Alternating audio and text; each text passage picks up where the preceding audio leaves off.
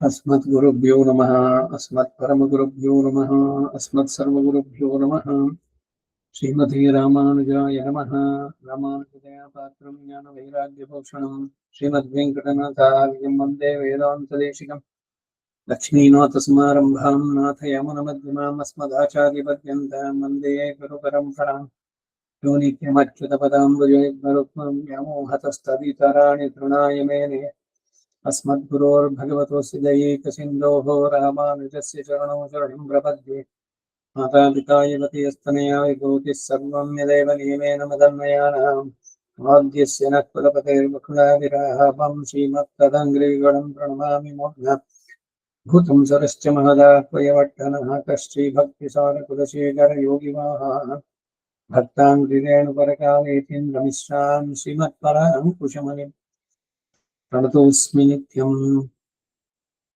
विख्यातो यदि सार्वभौमजलदेश्चन्द्रोपमत्वेन यः श्रीभाष्येण यदन्वयाः सुविदिताः श्रीविष्णुचित्तादयः व्याख्यां भाष्यकृताज्ञयोपनिषदां योद्ध्रामिडीनां व्यधात् पूर्वं तं गुरुकेश्वरं गुरुवरं कारुण्यपूर्णं भजे। नाथं पङ्कजनेत्ररामयामुना वास्तव्यमालाधरान् योगीन्द्रं गुरुकेशचन्द्रजलधिं गोविन्दपुरादिभौ भट्टार्यं निगमन्तयोगिजगदाचार्यो सकृष्णद्वयो वन्दे माधवपद्मनाभसमनः कोलेशदेवारिपान् तिरुवरुण्माल् सेनमुदलै षडगोपन्नाथमनीषीरुय्यक्कोण्डार् मणक्काल् नम्बि சென்றான் ஆளவந்தார் குருமாலாதரர் குருஹைத்திரார் கண்பாம்யத்திராசர் கோவிந்தர் கூரேஷர் பிரிய பட்டர் வேதாந்த முனிவர் திருக்கண்ணர் கண்புடியனம் பிள்ளை இவரில் அழைத்தற்கு எய்ந்த குருமாதவர் பத்மநாபர் இவர் அருளாளர்த்தம் திருவடியுண்ணிய தேவ பெருமாள் கைகொண்டருளும் திருமலை ஆழ்வார் பொன் பதங்கள் முன்பென்னுள் சேர்ந்தனமே। भक्तामृतं विश्वजनानुमोदनं सर्वार्थदं श्रीषडगोपवाङ्मयं सहस्रशाखोपनिषत्समागमं नमाम्यहं द्राविडवेदसागरं திருவளவினாடென்னும் தென்குருகூர் என்னும் அருவினியவன் பொருளென்னும் அருமறைகள் அந்தாதி செய்தானடியே எப்பொழுதும் சிந்தியாய் நெஞ்சேதழிந்து மனத்தாலும் வாயாலும் வன்குருகூர் பேணும் இனத்தால் எல்லாதிரெஞ்சே கனத்தாலும் ஏதும் குறைவிலேன் இந்த ஷடகோபன் பாதங்கள் யாமுடைய பத்து ஐந்த பெருங்கீர்த்தி ராமானுஜமுனிவன் வாய்ந்த மலர்பாதம் வணங்குகின்றே। ஆய்ந்த பெறோர் ஸ்ரீராம் ஷடகோபன் செந்தமிழ் வேதம் தரிக்கும் பேராத உள்ளம் பெற வாந்திகளும் சோழமுதலரங்கர்வன் புகழ்மே ஆன்ற தமிழ் மலைகளாயிரமும் இந்த முதல் தாய் ஷடகோபன் மைம்பால் வளர்த்த இதத்தாய் ராமானுஜன் மிக்க விரைநிலையும் நெய்யாமுயிர் நிலையும் தக்க நெறியும் தடையாகி தொக்கியலும் ஊழ் வினையும் வாழ்வினையும் போதும் குருஹயர்கோன் யாழினிசை வேதத்தியில் நம்மாழ்வார் திருவடிகளே சரணம்। భగవద్ విషయం 3, 6, 8 8ஆம் பாட்டு 1ஆம் பத்து 6ஆம் திருமொழி 8ನೇ பாசுர। சம்சார இழக்கும் ருச்சி பிறக்கைக்காக நான் சக்கரவர்த்தி திருமகனை அல்லது ஆபத்தனமாக பற்றியீர் என்று ஸ்வசித்தாந்தத்தை அருளி செய்கிறார்। ಸಂಸಾರಿಗಳಿಗೂ ರುಚಿ ಹುಟ್ಟುವುದಕ್ಕಾಗಿ ನಾನು ಚಕ್ರವರ್ತಿಯ ದಿವ್ಯ ಕುಮಾರನನ್ನಲ್ಲದೆ ಬೇರೆ ಯಾರನ್ನು ಆಪದ್ಧನವಾಗಿ ಆಶ್ರಯಿಸಿಲ್ಲ ಇರಲಾರೆ ಎಂದು ಸ್ವಸಿದ್ಧಾಂತವನ್ನ நம்மாழ்வாರವರು ಹೇಳ್ತಾರೆ। பாசுர துயரமே தரு துன்ப இன்பவினைகளாய் அவையல்லனாய் உயர் நின்னதோர் சோதியாய் உலகு ஏழும் ஒன்றுமிழ்ந்தளந்தான் தன்னை அயரவாங்கும் நமந்தமர்க்கு அரு நஞ்சினை அச்சுதந்தன்னை தயரதற்கு மகன் தன்னை அன்னி மத்திலேன் தஞ்சமாகவே।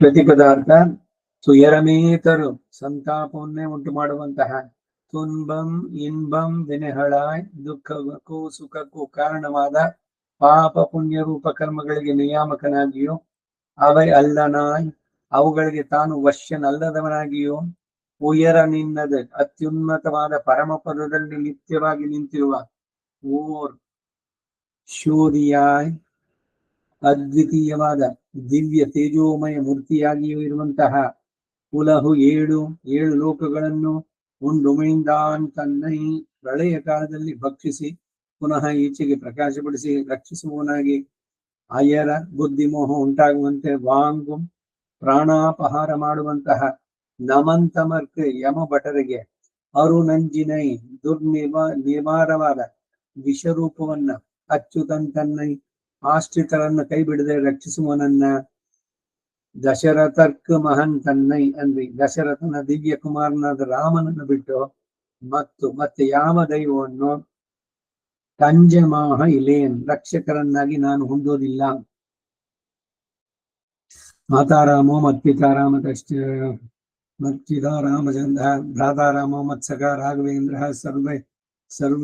ಸರ್ವಂ ಮೇ ರಾಮಚಂದ್ರೋ ದಯಾಳು ನಾಣ್ಯಂ ದಾನೆ ನೈವ ಜಾನೆ ನ ಜಾನೆ ಅಂತ ರಾಮನ ಬಗ್ಗೆ ಅನೇಕವಾಗಿ ಬರುವಂತ ರಾಮನ ಬಿಟ್ಟು ಬೇರೆ ದೇವರೇ ಇಲ್ಲ ಅಂತ. ಹಾಗೆ ಈ ಪಾಶುರದಲ್ಲಿ ರಾಮನನ್ನ ಬಿಟ್ಟು ಬೇರೆ ದೇವರು ಅಂತಾನೆ ನಾನು ಕನ್ಸಿಡರ್ ಮಾಡಲ್ಲ ಅಂತ.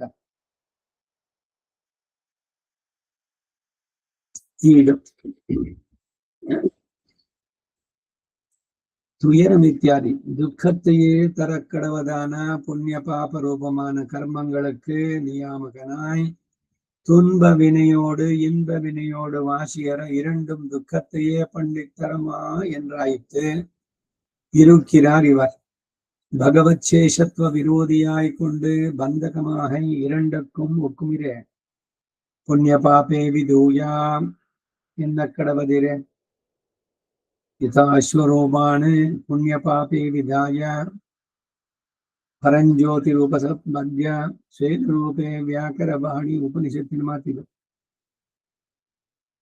ಪುಣ್ಯ ಪಾಪೇ ವಿಧೂಯ ಎನ್ನ ಕಡವದಿರೆ ಅವೆಲ್ಲ ನಾಯ್ அகர்மவசியனாய் அனஷ்ணன்யா என்கிறபடியே தான் இவத்தால் வசியன் அல்லாமை அன்றைக்கே நியாமகத்துவத்தால் வந்த புகரையுடையனாயிருக்கை உயர வித்தியாதி க்ஷயந்தம் அஸ்ய ரஜச பராகே என்றும் தமச பரஸ்தாத் என்றும் சொல்லுகிறபடியே இங்குள்ளாரால் சென்று கிட்ட ஒண்ணாராயிருக்கிற தமசக பரஸ்தாத் வர்த்தமான தேசத்திலே நிரவதிக தேஜோரூபமான திவ்ய விக்கிரகத்தை உடையனாயிருக்கிற இருப்பை சொல்லுகிறது. விஸ்வத புருஷ்டேஷு சர்வத புருஷ்டேஷு என்கிற உயர்த்தியை உடையத்தாய் நித்தியமாய் அத்விதீயமான தேஜோமய திவ்ய தேசத்தை உடையவனாய் என்றுமாம் உலகித்யாதி இப்படி புஷ்கலனாய் இருந்தானே யாகிலும் விபூத்தியேகதேசமான சம்சாரத்தை பிரளயம் கொண்டதென்றால் இங்கே வந்து வயிற்றிலே எடுத்து வைத்து நோக்கி இத்தனை போதும் காணப்பெறாமையாலே இவை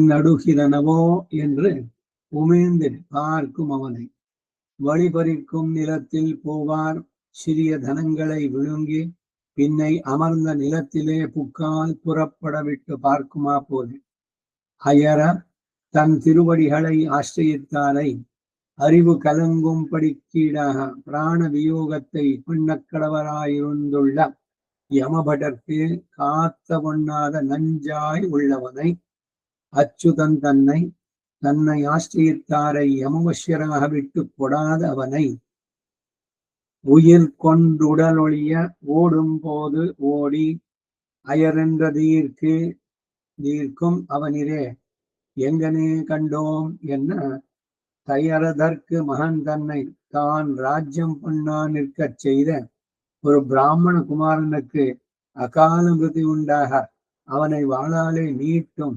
ராவணவதம் பண்ணி படைக்குறி காணா நிற்கிற அளவிலே முதலிகளிலே சிலரை காணாதொழிய இந்திரனை அழைத்து போகவிட்டு வரம் கேட்கிற வியாஜத்தாலே அவனை இடுவித்து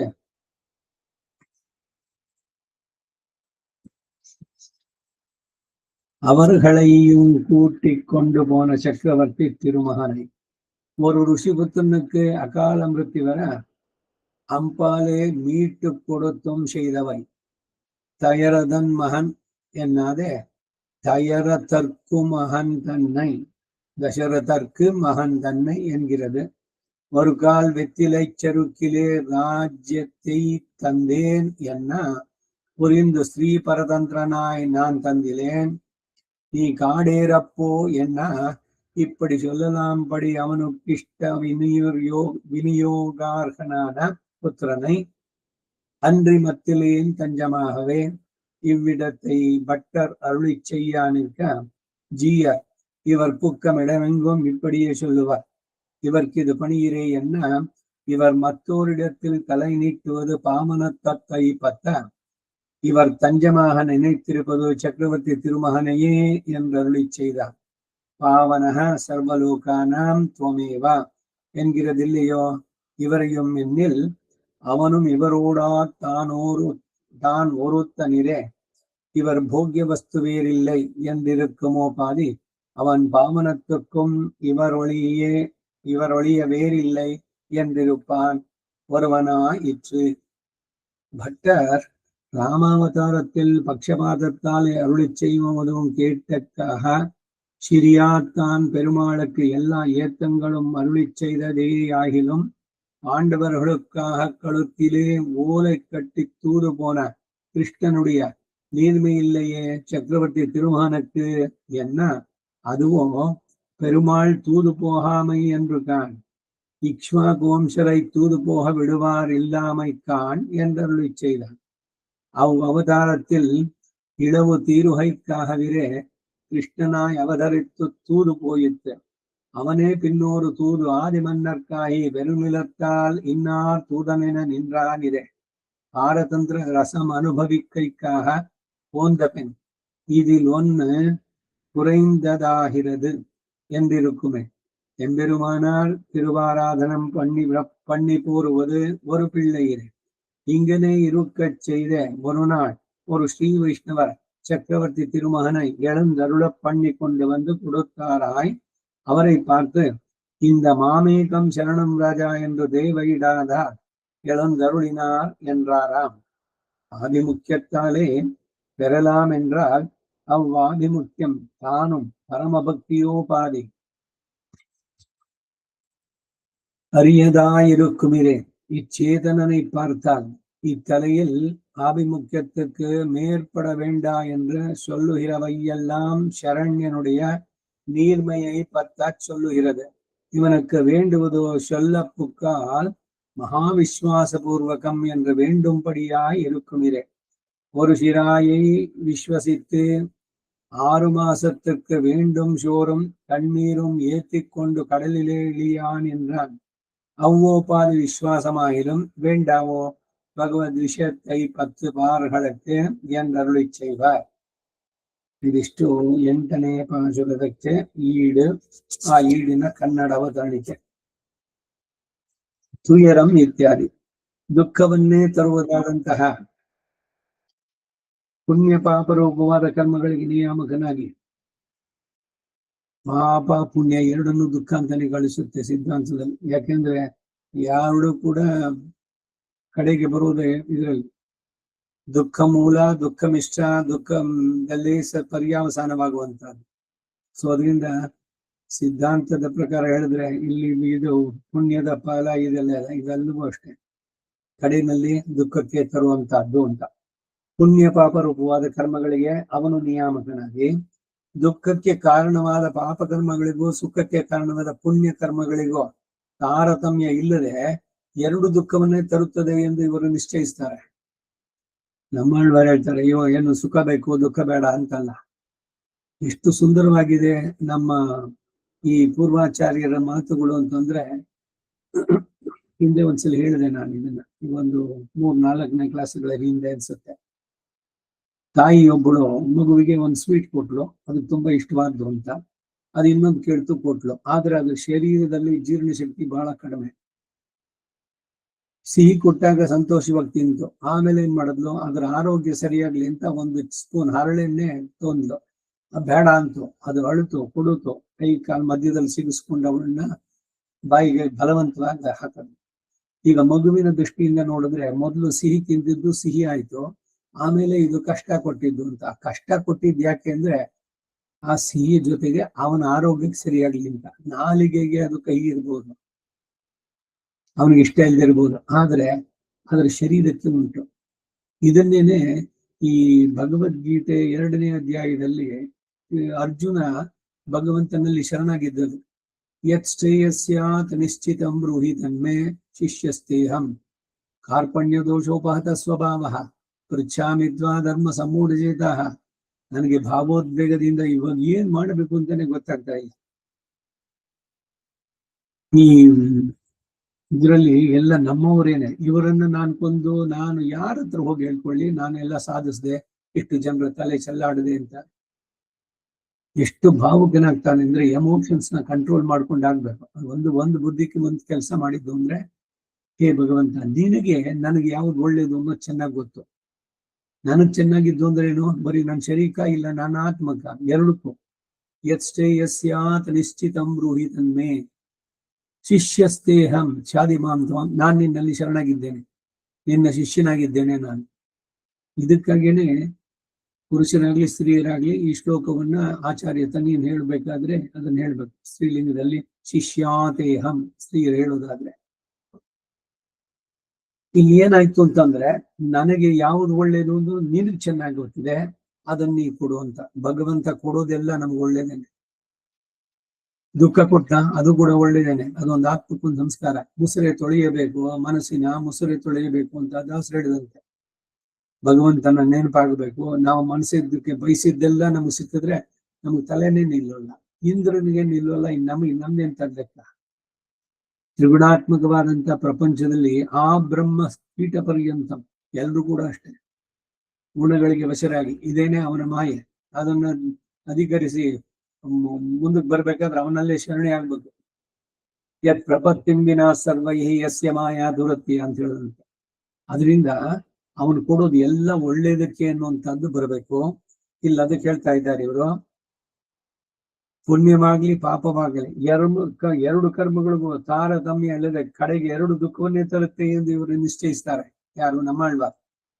ಭಗವತ್ ಶೇಷತ್ವಕ್ಕೆ ವಿರೋಧಿಯಾಗಿರುತ್ತಾ ಬಂಧಕವಾಗುತ್ತೆ ಇದು. ಯಾಕೆಂದ್ರೆ ಅವಾಗ ನಾನು ಅನ್ನೋದೇ ಆಯ್ತು. ನನ್ನ ಶರೀರ, ನನ್ನ ಮನಸ್ಸು, ನನ್ನ ಇಷ್ಟ, ನನ್ನ ಮೂಡು, ಅಲ್ಲಿ ಆ ನಾನು ಅನ್ನೋದೆಲ್ಲ ಇದು ಹೋಗ್ಬೇಕು ಅನ್ನೋದಾನೆ ಮೂಲ. ಅದನ್ನ ಇನ್ನೊಂದಷ್ಟು ಜಾಸ್ತಿ ಮಾಡ್ಕೊಡುತ್ತೆ ಈ ಸುಖವೋ ಈ ಇದು ಎಲ್ಲ ಬಂದಾಗ. ಭಗವಂತನ ಮರಿತೀವಿ. ಅದಕ್ಕೆ ಕುಂತಿಗೆ ಹೇಳಿದ್ಲು, ನಾನು ಸ್ವಲ್ಪ ಕಷ್ಟನೇ ಇರ್ಲಿ. ಯಾಕೆಂದ್ರೆ ಮನುಷ್ಯನ ಸಹಜ ಸ್ವಭಾವ ಸುಖ ಬಂದಾಗ ಭಗವಂತನ ಮರೆಯೋದು. ದುಃಖ ಇದ್ರೆ ಅದಕ್ಕೇನೆ ಇಲ್ಲಿ ಯಾರು ಪೂರ್ಣತೆಯನ್ನ ಪಡೆಯೋಕೆ ಆಗಲ್ಲ. ಏನೋ ಒಂಚೂರು ಅಲ್ಪ ಸ್ವಲ್ಪ ಬಂದಿದ್ರೆ ನೋಡಿ ಅವ್ರ ತಲೆನೇ ನಿಲ್ಲಲ್ಲ. ಯಾವುದೇ ಇದರಲ್ಲಿ ವಿಭಾಗದಲ್ಲಿ ತಗೊಳ್ಳಿ, ವಿಚವರ್ದ ಪರ್ಟಿಕ್ಯುಲರ್ ಫೀಲ್ಡ್, ಅವ್ರಿಗೇನೋ ಒಂಚೂರು ರೆಕಗ್ನಿಷನ್ ಸಿಕ್ತು ಅಂದ್ರೆ ಅವ್ನು ಮಾತಾಡ್ಸೋಕಾಗತ್ತ. ಮನ್ನಣೆಯ ದಾಹ ಎಲ್ಲಕ್ಕೂ ತೀಕ್ಷ್ಣತಮ, ತಿನ್ನುವುದಾದ ಆತ್ಮನಾಶ ಕಡೆಗೆ. ಹೀಗೆ ಭಗವತ್ ಶೇಷತ್ವಕ್ಕೆ ವಿರೋಧಿಯಾಗಿರುತ್ತಾ ಬಂಧಕವಾಗುವುದು ಎರಡಕ್ಕೂ ಸಮಾನವಷ್ಟೇ, ಪುಣ್ಯವಾಗ್ಲಿ ಪಾಪವಾಗ್ಲಿ. ಯಥಾ ಅಶ್ವರೂಪಾಣಿ, ಅಶ್ವ ಕುದುರೆ ತನ್ನ ಮೈ ಮೇಲಿನ ಕೂದಲುಗಳನ್ನ ಹೇಗೆ ಒದರುತ್ತೋ ಹಾಗೆ ಪುಣ್ಯ ಪಾಪಗಳನ್ನ ಒದರ್ಬೇಕಂತೆ. ಪುಣ್ಯ ಪಾಪೇ ವಿಧೂಯ, ಉಪನಿಷತ್ತಿನ ಸಂದೇಶ ಇದು. ಪರಂಜ್ಯೋತಿರುಪಸಂಸ್ಪೃಶ್ಯ, ತನ್ನ ಆತ್ಮದ ನಿಜ ಸ್ವರೂಪದಲ್ಲಿ ಇವನ ಭಗವಂತನಿಗೆ ಶರೀರ ಅನ್ನೋದನ್ನು ತಿಳಿದು ಅವನ ಜೊತೆಗೆ ಸಮಾನವಾಗಿ ಆನಂದವಾಗಿರೋದು. ಅದು ಬರಬೇಕಾದ್ರೆ ಈ ಪುಣ್ಯ ಪಾಪದ್ದು ಹೋಗ್ಬೇಕು, ಒಂದು ಚೂರು ಲೇಪ ಇರಬಾರದು. ಮೋಕ್ಷ ಯಾವಾಗ ಅಂದ್ರೆ ಎರಡನ್ನು ಪೂರ್ಣವಾಗಿ ಮುಗಿಸ್ಕೊಂಡಾಗ. ಭಗವದ್ಗೀತೆಯಲ್ಲಿ ಕಲ್ಪಕೋಟಿ ಶತ ಅಂದ್ರು 100 ಕೋಟಿ ಕಲ್ಪಗಳು. ಅಷ್ಟು ದಿವಸಗಳಲ್ಲೂ ನೀವೆಲ್ಲ ಕರ್ಮವನ್ನು ಪೂರ್ಣ ಅನುಭವಿಸಿ ಮುಗಿಸೋಕೆ ಆಗೋಲ್ಲ. ನ ಅಲಂ, ಸಾಧ್ಯ ಇಲ್ಲ. ಕರ್ಮವನ್ನು ಅನುಭವಿಸಿ ತೀರ್ಸೋಕಾಗೋಲ್ಲ. ಅದಕ್ಕಾಗಿ ಏನು ಅಂದ್ರೆ ಅವನಲ್ಲಿ ಶರಣಾಗಿ ಅವನ ಬಗ್ಗೆ ಜ್ಞಾನವನ್ನು ಪಡೆದ್ರೆ ಜ್ಞಾನಾಗ್ನಿ ದಗ್ಧ ಕರ್ಮಾಣಂ, ಎಲ್ಲ ಅಜ್ಞಾನವೂ ಕೂಡ ಇದು ದಹಿಸಿ ಹೋಗುತ್ತೆ. ಪ್ರಬಲತರ ಪ್ರಾಚೀನ ಕರ್ಮಗಳು ಎಲ್ಲವೂ ಕೂಡ. ಅದಕ್ಕೆ ತತ್ವಜ್ಞಾನ ಅನ್ನೋದು ಬೇಕು. ಹರಿಕಥಾ ಶ್ರವಣ ಮಾಡೋ, ದಾಸರಾಡೋದು ಇಷ್ಟೇನೆ. ಭಗವಂತನ ಬಗ್ಗೆ ತಿಳಿ, ಅರ್ಥಪಂಚಕದ ಜ್ಞಾನ, ಇವುಗಳಿಂದ ಏನು ಅಡ್ವಾಂಟೇಜ್ ಏನು ಕೇಳ್ಬಿಟ್ರೆ ನೀನ್ ಪುಣ್ಯ ಸಿಗುತ್ತೆ ಅಂತಲ್ಲ, ನಮ್ಮ ಕರ್ಮದ ಇದು ಖಾಲಿಯಾಗುತ್ತೆ. ಸೊ ಭಗವಂತನ ಪಡೆಯೋಕೆ ಅಡ್ಡಿಯಾಗಿರುವಂತ ಈ ಕರ್ಮದ ಹೊರೆ ಇದೆಯಲ್ಲ, ಅದು ನಿವಾರಣೆ ಆಗುವಂತ. ಪುಣ್ಯ ಪಾಪೇ ವಿಧೂಯ ಅವೆಲ್ಲ ನಾಯ್. ಪುಣ್ಯ ಪಾಪವನ್ನು ಅನುಭವಿಸೋಕೆ ನಾವೆಲ್ಲ ಕರ್ಮದ ಶರೀರವನ್ನು ಪಡೆದಿದ್ದೇವೆ. ಕರ್ಮ ಪಾಶೇನ ಪ್ರಗ್ರತಿತಃ, ಬಹಳ ಬಿಗಿಯಾಗಿ ನಾವು ಎಲ್ಲ ಕಟ್ಟಿರೋರು. ಅದಕ್ಕೆ ನಮ್ಗೆ ಸ್ವಾತಂತ್ರ್ಯ ಇಲ್ಲ. ನಾವು ಪೂರ್ಣ ಪರತಂತ್ರ ಭಗವಂತನಿಗೇನೆ. ಅವನಿಗೆ ಅಪೃಥಕ್ ಸಿದ್ಧ ವಿಶೇಷಣಗಳು. ಅವನು ಇಲ್ದಿದ್ರೆ ನಮ್ಮ ಎಕ್ಸಿಸ್ಟೆನ್ಸ್ ಇಲ್ಲ. ಅದು ಚೇತನವೋ ಅಚೇತನವೋ ಅವನೇ ಎಲ್ಲ, ಅವನ ಸಂಕಲ್ಪದಂತೆ, ಅವನಿಗಾಗಿಯೇ. ನಂದು ಅನ್ನೋದು ಇಲ್ವೇ ಇಲ್ಲ ಇಲ್ಲಿ. ಈ ನಾನು ಅಂತ ಹೇಳುವಂತ ಆತ್ಮ ಅವನಿಗೆ ಶರೀರ. ಅವನು ಆತ್ಮ, ನಮ್ಮ ಜೀವಾತ್ಮ ಅನ್ನೋದು ಅವನಿಗೆ ಶರೀರ. ಈಗ ಹೇಗೆ ಇವಾಗ ಈ ಶರೀರ ಇದೆ, ಇದರಲ್ಲಿ ಒಳಗಡೆ ಆತ್ಮ, ನಾನು ಅಂತ ಹೇಳೋದು ಆತ್ಮ. ಈ ಶರೀರ, ನಾನು ಇಲ್ದಿದ್ರೆ ಶರೀರ ಇರುತ್ತೋ? ಯಾರೋ ಈಗ ಪ್ರಾಣ ಹೋಗಿದೆ, ಅವ್ರ ಶರೀರ ಅಲ್ಲೇ ಇದೆ. ಅವ್ರಿಗೆ ಇಷ್ಟವಾದನ್ನು ತಿನ್ನಿ ಅಂತ ಹೇಳಿ ತಿನ್ನುತ್ತವ ಶರೀರ? ಮೊದಲೆಲ್ಲ ನೋಡಿದ ತಕ್ಷಣ ಬಹಳ ತುಂಬಾ ಎಂಜಾಯ್ ಮಾಡ್ತಾ ಇದ್ರು. ಸರಿ, ಬಾಯಿಗೆ ಹಾಕಿ, ಶವದ ಬಾಯಿಗೆ ಹಾಕಿ, ಏನಾದ್ರು ತಿನ್ನತ್ತೋ, ಏನಾದ್ರು ಇದೆಯೋ, ಎದ್ದು ಓಡಾಡಿ. ಇನ್ನು ಎಲ್ಲವನ್ನು ಯಾವ್ದು ಮಾಡ್ತಾ ಇದ್ದು? ಯಾರು ಅದನ್ನ ರಕ್ಷಿಸಿದ್ರು ಇಷ್ಟು ವರ್ಷ? ಯಾರು ಅದನ್ನ ನೇಮಿಸಿದ್ರು?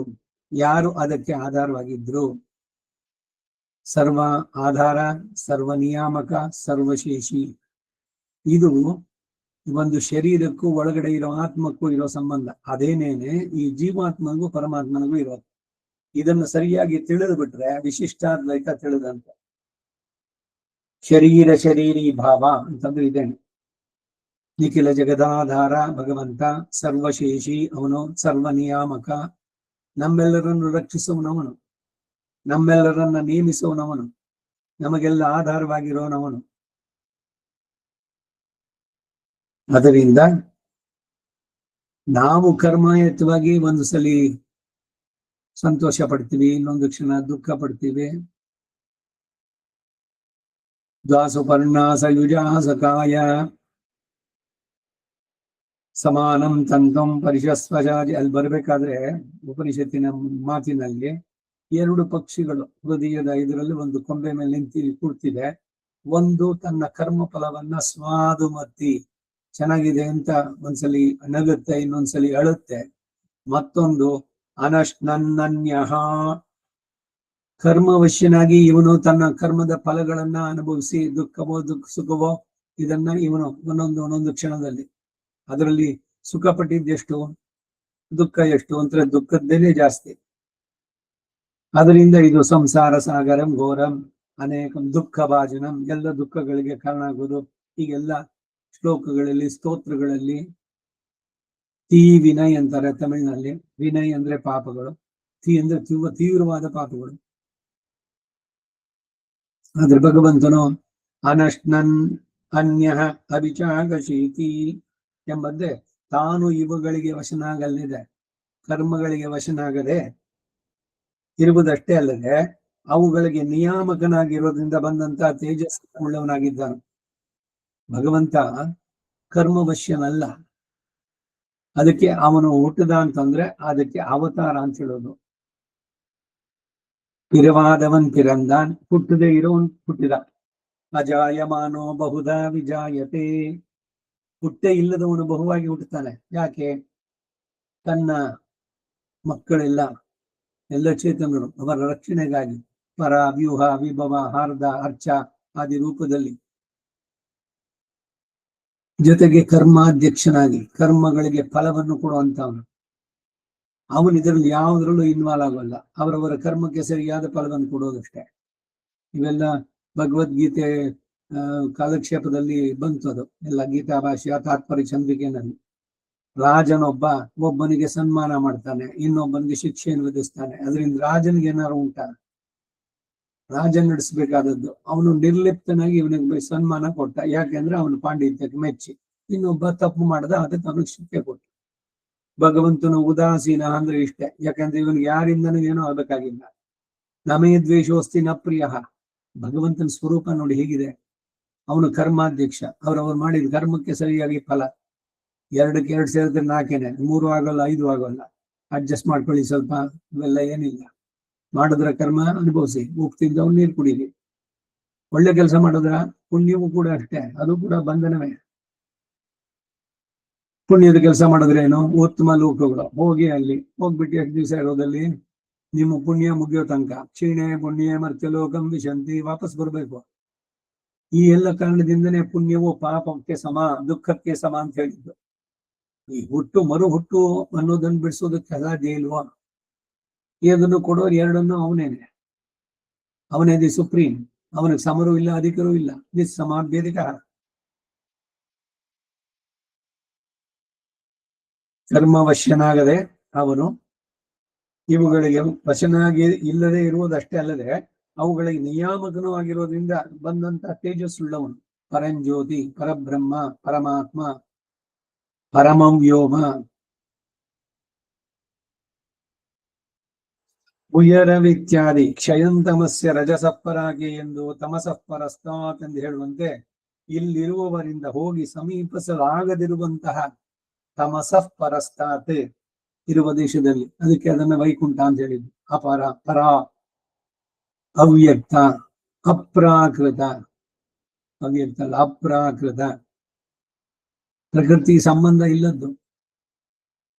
ಅಪರಾಜಿತ, ಸಾಕೇತ, ಅಯೋಧ್ಯ, ಇವೆಲ್ಲ ವೈಕುಂಠಕ್ಕೆ ಹೆಸರು. ಗುಣಗಳಿಗೆ ಅತೀತವಾಗಿರುವಂತಹದ್ದು. ಗುಣಗಳು ಅಲ್ಲಿ ಏನು ಕೆಲಸ ಮಾಡೋಲ್ಲ, ಎಲ್ಲ ಶುದ್ಧ ಸತ್ವದಲ್ಲಿರುವಂತಹವರು.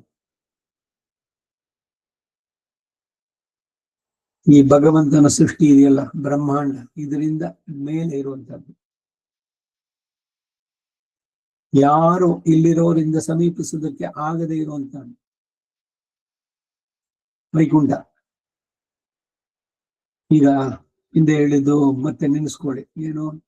ಚತುರ್ದಶ ಭುವನಾತ್ಮಕ ಮಂಡಂ, ಭೂಹು ಭುವಃ ಸುವಃ ಮಹಃ ಜನಃ ತಪಃ ಸತ್ಯಂ. ಸತ್ಯಲೋಕದಲ್ಲಿ ಚತುರ್ಮುಖ ಬ್ರಹ್ಮ ಇದ್ದಾನೆ. ಭಗವಂತನ ಸೃಷ್ಟಿ ಈ ಬ್ರಹ್ಮಾಂಡ. ಇಂಥದ್ದು ಅನೇಕ ಕೋಟಿ ಬ್ರಹ್ಮಾಂಡಗಳು. ಒಬ್ಬನೇನ ಬ್ರಹ್ಮ? ಅನೇಕರಿದ್ದಾರೆ. ನಮ್ಮ ಈ ಪ್ರಕೃತಿ ಮಂಡಲಕ್ಕೆ ಸೇರಿಸ್ಕೊಂಡು ಹೇಳಿದಾಗ ಮೇಲೆ 7 ಲೋಕ, ಕೆಳಗಡೆ 6, ಮಧ್ಯದಲ್ಲಿರೋದು ಭೂಲೋಕ. ಇಷ್ಟೂ ಲೋಕದಲ್ಲಿರೋ ಅಷ್ಟೂ ಜನರು ಕೂಡ ಅಲ್ಲಿಗೆ ಸುಮ್ಮನೆ ಹೋಗಕ್ಕಾಗಲ್ಲ. ಬ್ರಹ್ಮನು ಹೋಗಕ್ಕಾಗಲ್ಲ, ರುದ್ರನು ಹೋಗಕ್ಕಾಗಲ್ಲ. ರುದ್ರ ಶತರುದ್ರಿಯ ಯಾಗ ಮಾಡಿದ್ದು 11 ಜನ ರುದ್ರರಿಗೆ ಒಂದು ಪದವಿ. ಈ ಬ್ರಹ್ಮನ ಪದವಿಗೂ ಅಷ್ಟೇ, ಇಲ್ಲಿ ತಪಸ್ ಮಾಡಿದ್ದ, ಅದರಿಂದ ಅವನಿಗೆ ಆ ಫಲ ಸಿಕ್ಕಿದೆ. ಆದ್ರೆ ಇನ್ನು ಮೋಕ್ಷಕ್ಕೆ ಹೋಗ್ತಾನೋ? ಈ ಆಚಾರ್ಯರು ಇವರುಗಳೆಲ್ಲ ನಿನ್ನ ಶಿಷ್ಯರ ದಾಸರ ಒಡನಾಟ, ನಿನ್ನ ಕಿಂಕರರ ಒಡನಾಟ ಅದೊಂದು ಇದ್ರೆ ಸಾಕು. ನಾನೊಂದು ಕೀಟ ಜನ್ಮ ಕೊಡು ಸಾಕು. ಅದಿಲ್ಲದೆ ನೀನು ಬೇರೆ ಬ್ರಹ್ಮ ಪದವಿ ಕೊಡ್ತೀನಿ ಅಂದ್ರು ಬೇಡ ಅಂದ್ರು. ತವ ದಾಸ್ಯ ಸುಖೈಕ ಸಂಗೀನಾಂ ಭವನೇಶ್ಚಸ್ತ್ವಪಿ ಕೀಟ ಜನ್ಮಮೇ ಇತರಾವಸತೇಶಮಾತ್ಮಭೂಹು ಅಪಿ ಮೇ ಜನ್ಮ ಚತುರ್ಮುಖಾತ್ಮನ. ಎಲ್ಲರೂ ಕೂಡ ಭಗವಂತನಿಂದ ನೇಮಿಸಲ್ಪಟ್ಟವರು. ಬ್ರಹ್ಮ, ರುದ್ರ, ಇಂದ್ರ ಆದಿ ಎಲ್ಲರೂ ಕೂಡ. ಅವರು ಯಾರು? ಅಲ್ಲಿಗೆ ಹೋಗೋಕ್ಕಾಗಲ್ಲ, ಸಮೀಪಿಸಲಾಗದೇ ಇರುವಂತಹ ತಮಸಃಪರಸ್ತಾತ್. ನಿರವಧಿಕ ತೇಜೋರೂಪವಾದ ದಿವ್ಯಮಂಗಳ ವಿಗ್ರಹವನ್ನ ಆ ದೇಶದಲ್ಲಿ, ಯಾವುದು? ವೈಕುಂಠದಲ್ಲಿ ಉಳ್ಳವನಾಗಿರುವ ಸ್ಥಿತಿಯನ್ನು ಹೇಳ್ತಾ ಇದೆ ಇಲ್ಲಿ. ವಿಶ್ವತಃ ಪೃಷ್ಟೇಶು ಸರ್ವತಃ ಪೃಷ್ಟೇಶು ಎಂಬ ಉಚ್ಛ್ರಾಯವನ್ನು ಉಳ್ಳದ್ದಾಗಿ, ನಿತ್ಯವಾಗಿ, ನಿತ್ಯ ಅಂದ್ರೆ ಶಾಶ್ವತವಾಗಿ, ಅದ್ವಿತೀಯವಾದದ್ದು, ಅಂತದ್ದು ಇನ್ನೊಂದಿಲ್ಲ. ಬೇರೆ ಒಂದು ವೈಕುಂಠ ಅನ್ನೋದು ಬೇರೆ ಇಲ್ಲ. ತೇಜೋಮಯ ದಿವ್ಯ ದೇಶವನ್ನ ಉಳ್ಳವನಾಗಿ ಎಂದು ಕೂಡ ಆಗತ್ತೆ. ಕುಲ ಇತ್ಯಾದಿ ಹೀಗೆ ಪುಷ್ಕಲನಾಗಿದ್ರು ಸಹ ತನ್ನ ವಿಭೂತಿಯ ಒಂದು ಸಣ್ಣ ಭಾಗವಾದ ಸಂಸಾರವನ್ನ ಪ್ರಳಯವು ಕೊಂಡು ಹೋಗುವಾಗ ಇಲ್ಲಿಗೆ ಬಂದು ಅದನ್ನ ತನ್ನ ಉದರದಲ್ಲಿ ಎತ್ತಿಟ್ಟು ಕಾಪಾಡಿ ಇಷ್ಟು ಹೊತ್ತು ಕಾಣದೆ ಹೋದದ್ರಿಂದ ಇವು ಏನು ಅವಸ್ಥೆ ಅನುಭವಿಸುತ್ತೋ ಎಂದು ಈಚೆಗೆ ಹೊರಪಡಿಸಿ ಪ್ರಕಾಶಪಡಿಸಿ ನೋಡುವವನನ್ನ, ದರೋಡೆಯಾಗುವ ಸ್ಥಳದಲ್ಲಿ ಹೋಗುವವರು ಶ್ರೇಷ್ಠವಾದವನ್ನ ಮರೆಸಿಟ್ಟು ನಂತರ ಏಕಾಂತ ಸ್ಥಳದಲ್ಲಿಗೆ ಹೋದ ಮೇಲೆ ಈಚೆಗೆ ತೆಗೆದು ನೋಡುವಂತೆ ಜ್ಞಾಲ ನೀನು ಉಂಡಾನ್ ಅರಂಗ ತರವಿನಣೆಯ. ಪ್ರಳಯದಲ್ಲಿ ಏನಾಗತ್ತೆ ಅನ್ನೋದೆಲ್ಲ ವರ್ಣನೆಯಲ್ಲಿ ಎಷ್ಟು ಚೆನ್ನಾಗಿ ಹೇಳ್ತಾರಿಲ್ಲ ಅಂತ. ಈಗ ಷಡ್ಡ ಸೋಪೇತವಾದಂತಹ ಭೋಜನ ನೀವು ತಿಂದಿದ್ದೀರಿ, ಭಕ್ಷಣಗಳಿದೆ ಅಲ್ಲಿ ಎಲ್ಲ ಆಗುದು ಲೇಹ್ಯ ಚೂಷ್ಯ ಭಕ್ಷ್ಯ ಭೋಜ್ಯ ಎಲ್ಲದನ್ನು ನಾಲಿಗೆ ತುದಿನಲ್ಲಿ ಅದರದ್ದೆಲ್ಲ ರಸನೆ, ಅದು ಸಿಹಿಯೋ ವಗಚೋ ಹುಳಿಯೋ ಖಾರವೋ ಸಪ್ಪೆನೋ ಷಡ್ರಸಗಳು. ಆ ನಾಲಿಗೆಯಿಂದ ಸ್ವಲ್ಪ ಗಂಟ್ಲಿಗೆ ಒಳಗಿಳಿದ ಮೇಲೆ ಆಮೇಲೆ ಏನಾದ್ರು ಅನುಭವದ ಇದೆಯಾ ನಿಮಗೆ? ಈಗ ನನ್ನ ಜಠರದಲ್ಲಿ ಮೊದಲು ಲೇಯರ್ ಸಿಹಿ ಇದೆ, ಅದಾದ್ಮೇಲೆ ಈ ಕಡೆ ಪಕ್ಕದಲ್ಲಿ ಇದಿದೆ ಹಾಗಿದೆ ಅಂತ ಎಲ್ಲ ಕಲಸಿ ಹೋಯ್ತು ಸೇರಿ ಎಲ್ಲ. ಬಾಯಿನಲ್ಲಿರುವಂತ ಸಲೈವರಿ ಜ್ಯೂಸು ಎಂಜಲು ಅದ್ರ ಜೊತೆಗೆ ಹಲ್ಲುಗಳಲ್ಲಿ ಅಗುದು ಮಾಡಿ ಎಲ್ಲ ಮಾಡಿ ಒಂದು ಮುದ್ದೆಯಾಗಿದೆ ಅಷ್ಟೇ. ಇದು ಸಿಹಿ ಇದು ಕಹಿ ಅಂತ ಏನಿಲ್ಲ ಒಳಗಡೆ ಹೋದ್ಮೇಲೆ. ಸೃಷ್ಟಿನಲ್ಲಿ ಹೆಂಗೆ ಅಂತಂದ್ರೆ ಭಗವಂತನ ಉದರದಲ್ಲಿ ಎಲ್ಲವನ್ನು ಕೂಡ ಸಪರೇಟ್ ಆಗಿ ಇಟ್ಟಿದ್ದ, ಒಂದಕ್ಕೊಂದು ಮಿಕ್ಸ್ ಆಗ್ಲಿಲ್ಲ. ಎಲ್ಲ ಚೇತನರು ಅಚೇತನರು ಸಮಸ್ತ 14 ಲೋಕಗಳಿದೆಯಲ್ಲ ಅಷ್ಟು ಕೂಡ ಅವನ ಉದರದೊಳಗೆ ಒಂದಕ್ಕೊಂದು ಮಿಕ್ಸ್ ಆಗದಂತೆ. ಆಮೇಲೆ ಏನಾಯ್ತು ಅಂದ್ರೆ ಕಳ್ಳತನ ಅಲ್ಲಿ ಹೋದ್ರೆ ತುಂಬಾ ಜಾಸ್ತಿ, ಎಲ್ಲೋ ಹೋಗ್ತೀರಿ ರಥೋತ್ಸವಕ್ಕೋ ಇನ್ನೊಂದಕ್ಕೋ, ಅದರಿಂದ ಏನು ಒಂದು ನಿಮ್ದೆಲ್ಲ ಜೋಪಾನವಾಗಿ ಇಟ್ಕೊಂಡು ಭದ್ರವಾಗಿ ಆಮೇಲೆ ಎಲ್ಲಿ ಸೇಫ್ ಆಗಿದೆಯೋ ಅಲ್ಲಿ ತಲುಪದ್ಮೇಲೆ ಆಮೇಲೆ ಎಲ್ಲ ಸರಿಯಾಗಿದೆಯಾ ಅಂತ ನೀವು ತೆಗೆದು ನೋಡ್ಕೊಳ್ಳೋ ಹಾಗೆ ಉದಾಹರಣೆ ಕೊಡೋದು ನೋಡಿ ಇವರು. ಈ ರೀತಿ ಪ್ರಳಯ ಕಾಲದಲ್ಲಿ ಎಲ್ಲವನ್ನು ರಕ್ಷಿಸಿ ಆಮೇಲೆ ನೋಡ್ತಾನಂತೆ ಎಲ್ಲ ಸರಿಯಾಗಿದೆಯಾ ಅಂತ ಅಂದ್ಬಿಟ್ಟು ಅಂತ.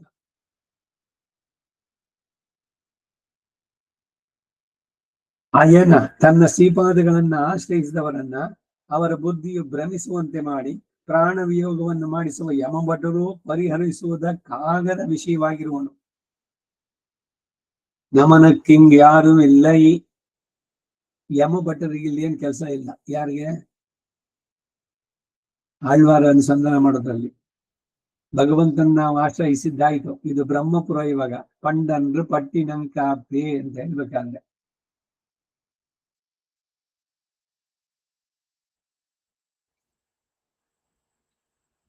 ಮಂಜುಳಾ ಮುಶೋಲೆ ಶೂಲೆ ಹಿಂದೆ ಮಣ್ಣು ಶೀರ್ವರೆ ಎಡತ್ತು ನಿರೆ ಅಳಿತಮ ಶಿಲ್ವಾಸುದೇವನೇ ಶಂಜುಲನ್ ಬಶಿಂದೆ ಕೊಂಡು ತೀದಿಲಾದ ತೂದನಾಯಿ ತೇರು ಮುಂದು ತೇಷು ಎಂದ ಶೆಲ್ವ ದೈವನಾಯಕ ವೆಂಶುಳಾರ ಕಾಲದೂತರ್ வீசு பாசு மந்தன் மேல் விழுந்தளந்தியான் நயர்ந்து வீழ்வதற்கு முன்னணி அஞ்சல் அஞ்சல் அஞ்சல் என்றழிக்க வேண்டும் ಅಚ್ಯುತ. ಕಾಲ ಪಾಶವನ್ನ ಹಾಕಿ ಅವ್ರು ಮಾಡಿದಾಗ ನಾನು ಭಯಪಟ್ಟು ನಡುಗ್ತಾ ಇದ್ರೆ ನೀನು ಭಯಪಡಬೇಡ ಅಂತ ಅಂಜಲ್ ಅಂಜಲ್ ಅಂಜಲ್ ಎಂದ್ರೂ ಅಳಿಕ್ಕ ವೇಂಡು ಅಳಿಕೊಂದು ರಕ್ಷಣೆ ಮಾಡುವಂತ ಅಚ್ಯುತ. ಹಾಗೆ ಕಾಲಪಾಶ ಇವ್ರದ್ದು ಯಮ ಭಟರಿಗೆ ನಾರಾಯಣನ ಭಕ್ತರಿಗೆ ಏನು ಇಲ್ಲ, ಅವ್ರು ಇಲ್ಲಿ ಬರುವಂಗೆ ಇಲ್ಲ. ಯಮಕಿಂಕರ ಸಂವಾದದಲ್ಲಿ ಹೇಳಿದ್ದಷ್ಟೇ, ಅವ್ರಿಗೇನ್ ಕೆಲಸ ಇಲ್ಲ ಇಲ್ಲಿ. ಯಾಕೆಂದ್ರೆ ಇವರು ವಿಷ್ಣು ದೂತರು ಬಂದು ಇವನನ್ನು ಕರ್ಕೊಂಡು ಹೋಗ್ತಾರೆ. ಹಾಗೆ ಯಮ ಭಟ್ಟರು ಪರಿಹರಿಸುವುದಕ್ಕೆ ಆಗದ ವಿಷ ಇವನು ಅವರಿಗೆ, ಯಮನ ಕಿಂಕರರಿಗೆ ಇವನು ನಂಜೆ.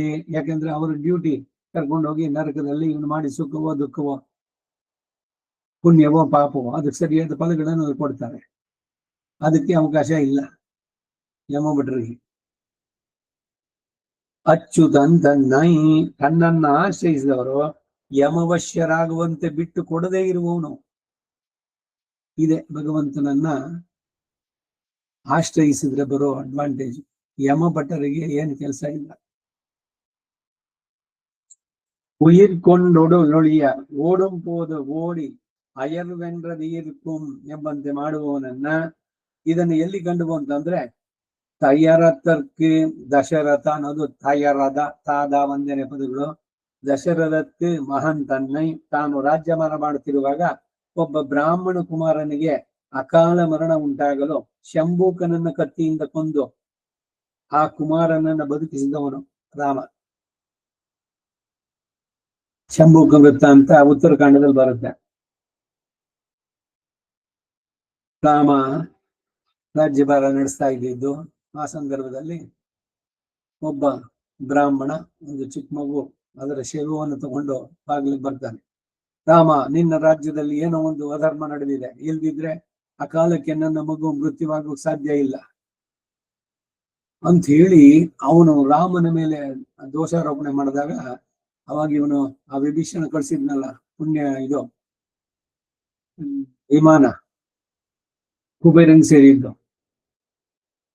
ಆ ವಿಮಾನವನ್ನ ನೆನೆಸ್ಕೊಳ್ದಿದ ತಕ್ಷಣ ಬರ್ತಾನ ಅವನು. ಮೊದಲೇ ಮತ್ತೆ ಬಂದ ಅವನು. ಕುಬೇರ ಹೇಳಿದ, ಇಲ್ಲ ನೀನ್ ಅವನ ಸೈಡ್ ಸರ್ವಿಸ್ಗೆ ಇದ್ಬಿಡು ಅಂತ. ರಾಮ ಹೇಳ್ದ, ನೀನು ನಿನ್ನ ಲೋಕದಲ್ಲಿರು, ನಾನು ನೆನಪಿಸಿದಾಗ ನೀ ಬಾ ಅಂತ. ಅವಾಗ ಇವನು ಅದರಲ್ಲಿ ಹತ್ಕೊಂಡು ಸುಟ್ಟು ಹೋಗ್ತಾನೆ. ಪೂರ್ವ ಎಲ್ಲ 4 ದಿಕ್ಕುಗಳಿಡು ಅಯೋಧ್ಯೆಯಿಂದ. ಅದಕ್ಕೆ ಮೊದಲು ಲಕ್ಷ್ಮಣಂಗೆ ಹೇಳ್ತಾನೆ, ಆ ಮಗುವಿನ ಶರೀರವನ್ನು ಎಣ್ಣೆಯಲ್ಲಿ ಇಟ್ಟು ರಕ್ಷಣೆ ಮಾಡಿ, ಪ್ರಿಸರ್ವ್ ದಟ್ ಬಾಡಿ ಅಂತ. ಹೋದ್ರಲ್ಲಿ ಈ ಪೆರುಮಾಳ್ ತಿರುಮಲಿನಲ್ಲಿ ಕುಲಶೇಖರ ಆಳ್ವಾರ್ ಆ ಕಡೆಯಲ್ಲಿ 10 ಪಾಶರ ಇದೆ, ಶಾತುಮರೆ, ಅದರಲ್ಲಿ ಶಂಭೂಕನ್ ಅದನ್ನ ಹೇಳ್ತಾರೆ, ಶಂಭೂಕನ ವೃತ್ತ ಅಂತ. ಈ ಶಂಭುಕ ಯಾರು ಅಂದ್ರೆ ಅವನೊಬ್ಬ ಶೂದ್ರ.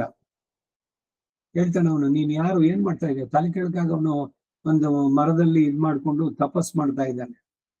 ಇನ್ನು ಕೇಳ್ತಾನೆ, ಏನಿದು ವಿಚಿತ್ರವಾದದ್ದು, ಏನ್ ಮಾಡ್ತಿದ್ಯಾ, ಯಾರು ನೀನು ಅಂತ ಕೇಳಿದ್ರೆ, ನಾನೊಬ್ಬ ಶಂಭೂಕ ಅಂತ, ನಾನೊಬ್ಬ ಶೂದ್ರ ತಪಸ್ವಿ, ನಾನು ಈ ಶರೀರದೊಂದಿಗೆ ನಾನು ಮೋಕ್ಷಕ್ಕೆ ಹೋಗ್ಬೇಕು ಅಂತ ಮಾಡ್ತಾ ಇದ್ದೀನಿ.